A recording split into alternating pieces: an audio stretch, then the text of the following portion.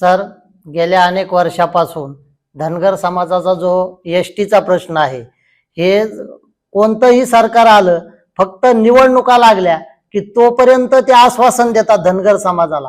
एकदा निवडणुका आल्या, निवडून आले का धनगराचा त्यांना विसर पडतो.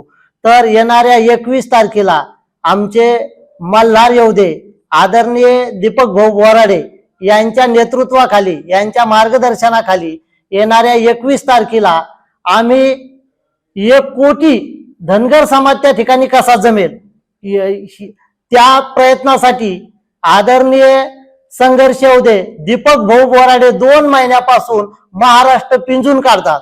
आणि उद्यापासून मी पण बीड जिल्ह्यातील जेवढे गाव आहेत, जेवढं शक्य होईल तिथं लोकांकडे जाऊन धनगर बांधवांना सांगणार आहे की आतापर्यंत राजकीय लोकांनी फक्त तुमच्या मताच्या पोळ्या भाजलेल्या आहे.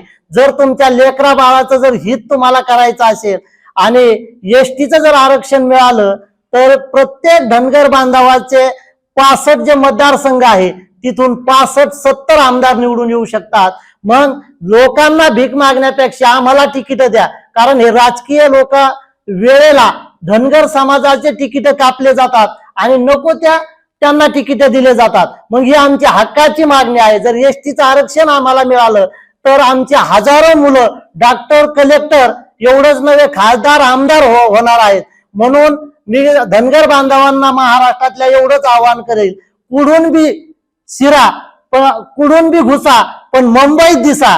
जर तुम्ही मुंबईत जाम केली तर या राज्य शासनाचे डोळे उघडल्याशिवाय राहणार नाही. आणि प्रत्येकाने येताना, आता फॉर्म्युला आम्ही असा राबवला की प्रत्येकाने येताना 2 मेंढ्या घ्यायच्या.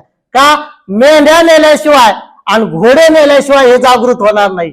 आणि जर का यांनी आम्हाला 21 तारखेला आरक्षणाची भेट दिली नाही तर मंत्र्याच्या आणि मुख्यमंत्र्याच्या घरामध्ये आम्ही मेंढ्या सोडल्याशिवाय राहणार नाही.